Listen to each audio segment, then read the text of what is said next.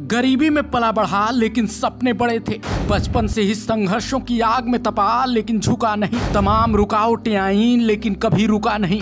7 साल की उम्र में साइकिल से 30-30 किलोमीटर तक चला लेकिन किसी से शिकायत नहीं की। रात रात भर स्टेज शो किए। अपने संघर्षों के दम पर अपनी तकदीर बदल दी और देखते ही देखते बन गया भोजपुरी का पावर स्टार। कभी उस पर दबंगई करने का आरोप लगा, कभी उस पर बेवफाई करने का लांछन लगा, लेकिन हर मुश्किल घड़ी में भी वो चट्टान सा खड़ा रहा, मुस्कुराता रहा और अपना काम करता रहा।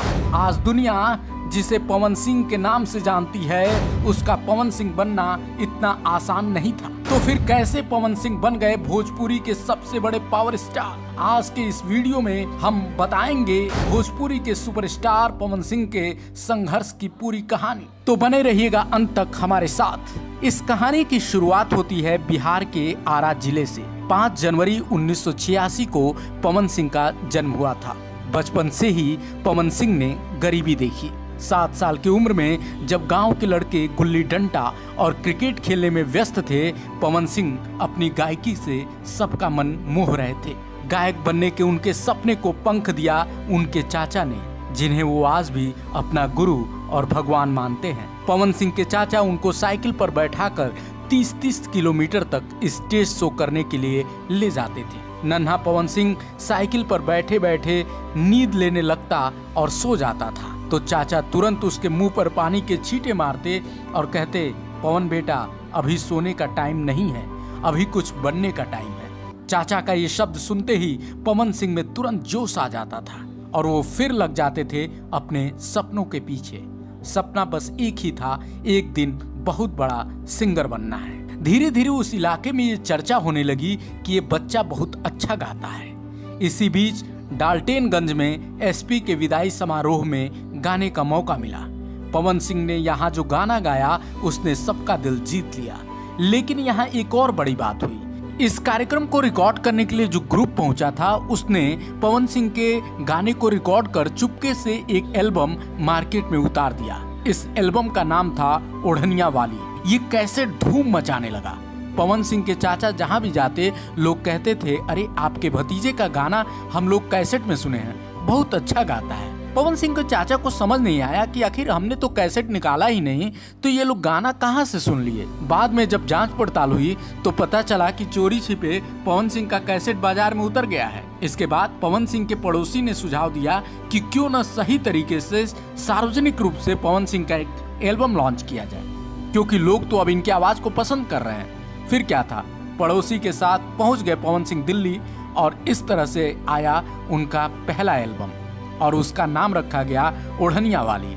लेकिन ये ओरिजिनल ओढ़निया वाली थे जिसने आते ही धूम मचा दिया। इस कैसेट ने पवन सिंह को पहचान दे दी, लेकिन उनका स्टार बनना अभी बाकी था। 2007 में वो मौका भी आया जब उनका एल्बम लॉलीपॉप लागेलू रिलीज हुआ और रातों रात पवन सिंह भोजपुरी के नए सितारे बन गए। ये गाना भाषा के सारे बैरियर तोड़ दिया। भोजपुरी में रिलीज हुआ ये गाना पूरे देश और विदेशों में भी खूब बजा। आज भी ज्यादातर लोग पवन सिंह को लॉलीपॉप लागेलू वाले गाने से ही जानते हैं। ये वो वक्त था जब भोजपुरी सिनेमा में गायकों का दबदबा था और अब पवन सिंह को भोजपुरी सिनेमा में एंट्री करनी थी। मनोज तिवारी अपनी गायकी के बाद अब बतौर एक्टर छा चुके थे। निरहुआ जलवा बिखेर रहे थे। अब इंडस्ट्री को नए चेहरे की जरूरत थी और उस नए चेहरे के रूप में 2007 में रंगीले चुनरिया तोहरे नाम फिल्म से पवन सिंह को लॉन्च किया गया। ये फिल्म कुछ खास धमाल तो नहीं कर पाई, लेकिन पवन सिंह की एक्टिंग की सबने तारीफ की और फिर उन्हें मिली 2011 में वो फिल्म जिसने उन्हें भोजपुरी का दूसरा सबसे बड़ा स्टार बना दिया और ये फिल्म थी देवरा बड़ा सतावेला। और इस फिल्म के हिट होने के साथ ही भोजपुरी के एक बड़े स्टार के रूप में उभरे पवन सिंह। इस फिल्म के बाद पवन सिंह ने कभी पीछे मुड़कर नहीं देखा। गानों में लगातार लोगों को अपने इमोशन के जादू से रिझाने वाले पवन सिंह अब फिल्मी पर्दे पर एक दबंग स्टार के रूप में छा चुके थे। उनको एक नया नाम मिल गया था, पावर स्टार। इस बीच अक्षरा सिंह के साथ मतभेद हुआ। उन्होंने पवन सिंह पर तमाम गंभीर आरोप लगाए।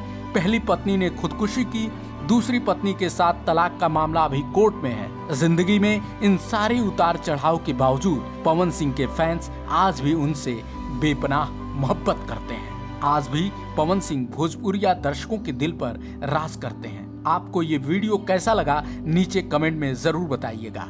अगर वीडियो अच्छा लगे तो चैनल को सब्सक्राइब कर लीजिए, फेसबुक पे हैं तो हमें फॉलो कीजिए और वीडियो को ज़्यादा से ज़्यादा शेयर कीजिए।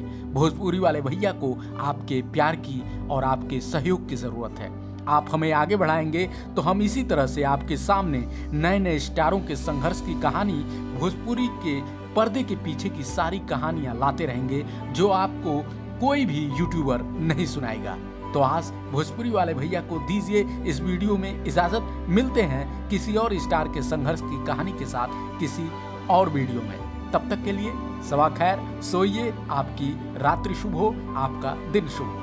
नमस्कार।